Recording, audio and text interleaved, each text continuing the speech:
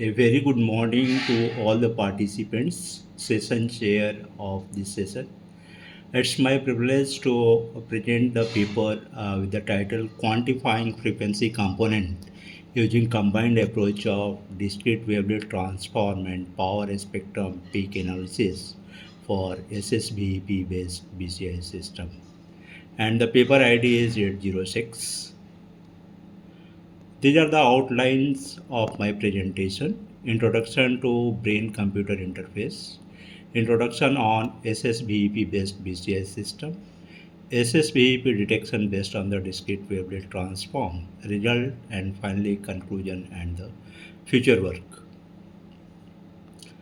So the research on BCI began in 1970s at the University of California, and brain-computer interface is defined as a direct communication system between the humans and the machine via a thought process without involving the muscular part of the bodies. So this is the block diagram of a generalized BCS system. It consists of data acquisition system, pre-processing, feature extraction, then classification.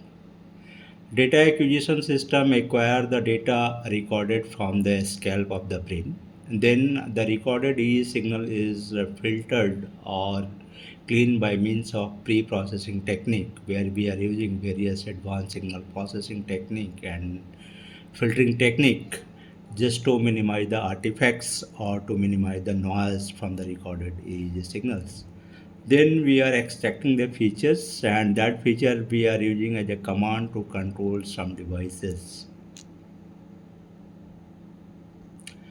SSBEP is the one of the paradigm of the BCI system. So we can define SSBEP in this way. If a subject is going to focus on a stimulus flickering at a certain frequency, then there is a periodic response in the occipital region of the brain, and such a response is known as the SSBEP response. The acquired signals is pre-processed to minimize the artifacts which is embedded along with the recorded EEG signals.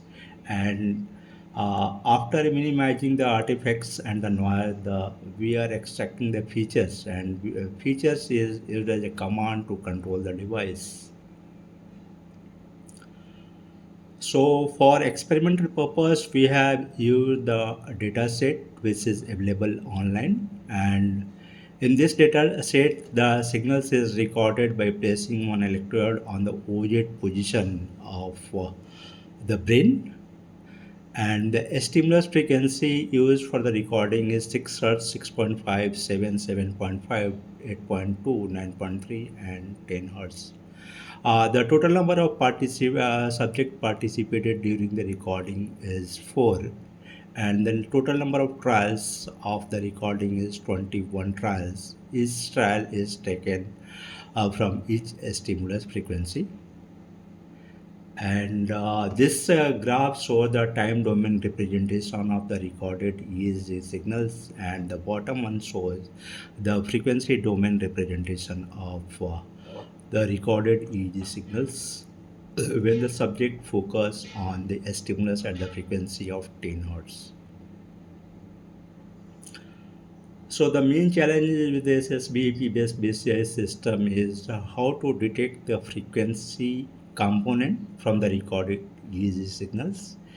And till date, in many literature, the research is used to work on the multi-channel dataset. But the objective of this paper is to use a single channel dataset, find the detection accuracy of the SSBEP signals from the single channels. And for this, we are using the combined approach of the discrete wavelet transform along with the PC power spectrum analysis to detect the frequency from the single channel SSBEP dataset. This is the method we have proposed. A recorded signal is first normalized and then it is filtered by means of IIR bandpass filter just to avoid the unwanted frequency component. Then the filtered signals is passed through the filter bank approach is dissolved, decomposed in various subband using the filter bank approach. Then the subband corresponding to the SSBEP frequency is selected for the further analysis. Then the selected subband is ensembled, and then it is divided into number of segments. And from on each segment, we have applied the FFT and Welch method to find the peak value of the signal. If then we have assumed the threshold value. If the threshold is above 80% of the peak amplitude of each segment, then such a segment is known as the true segment, or the segment is known as the false segment. So this is the general block diagram of the filter bank approach, where the recorded E signals is passing through the low pass filter and the high pass filter. Since the output of the high pass filter is the high frequency component, we are going to discard this frequency component, and only we have to focus on the low pass filter output. Again, it is going to further divide into the high pass and low pass filter. So this is the way how we are going to decompose the signals in various subband. So total number of subband here we have chosen as the 8. In the first subband, the range of frequency is 128 to 256. In the second subband, it is from the 64 to 128. And like this, in alpha band and theta band, the subband frequency have the frequency from the 16 hertz to 8 hertz and 8 hertz to 4 hertz in the theta band. So since SSB frequency, as I already mentioned in the data set, contain the stimulus frequency in the range of 6 hertz to 12 hertz. So here we have chosen the alpha band and theta band for the further processing of the recorded EA signals. So this is the approach how the signals is decomposed in various subband. And if you move from the D1 to D8, the frequency of the signals is going to be decrease in each and every subband. And this is the result. We have chosen the alpha and theta band. Then we ensemble that two band of the signals, and average ensemble of that band signals is split into number of segments, and then we applied the power FFT in each segments. And here we can see that at 10 hertz we are getting the peak amplitude. So this segment is considered as a true segment. Similarly, in this segment also, the peak we are getting at the 10 hertz. So this is also known as the true segment. While if I am going to see in this band, the frequency component at 10 hertz is not having the peak value. It is very less. So this subband is considered as the false segment.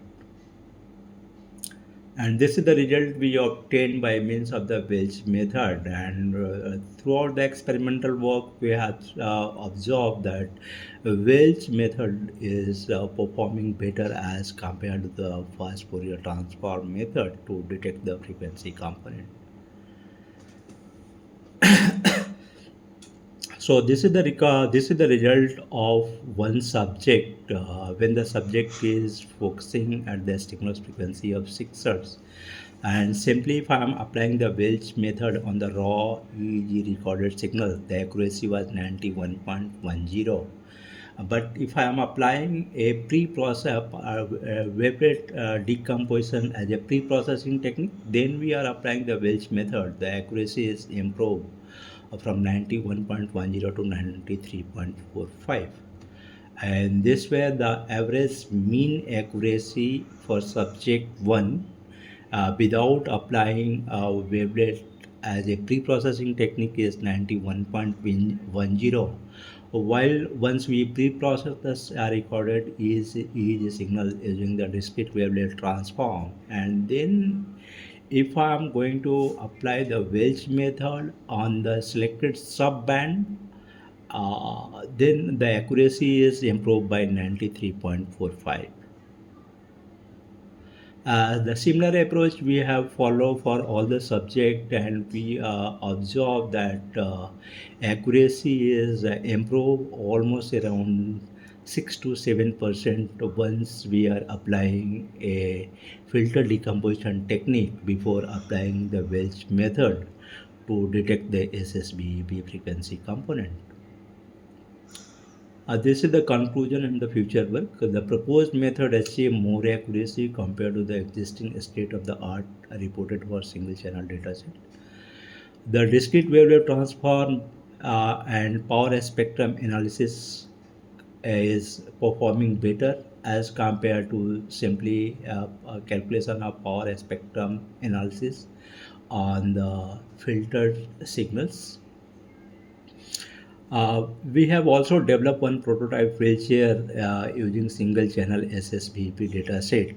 And the future work is to work on the real time data and to develop a neurofeedback system for SSBP based BCI system. These are the references we have taken.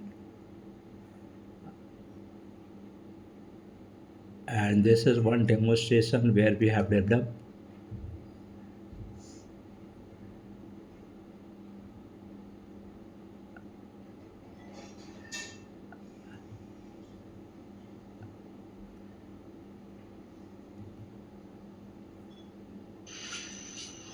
a prototype model using SSBP frequency component.